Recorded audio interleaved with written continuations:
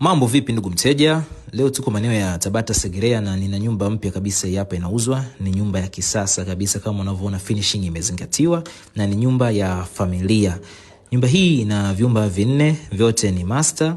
Ina sebule 2 na sebule ya chini pamoja na ya juu, kwa maana ni gorofa hapa, na of course pia kuna jiko kubwa kabisa la nafasi ya kutosha pamoja na store. Pia bila kusahau kuna choo cha public kwa ajili ya wageni. Nyumba ambayo imejitosheleza kwa kifupi.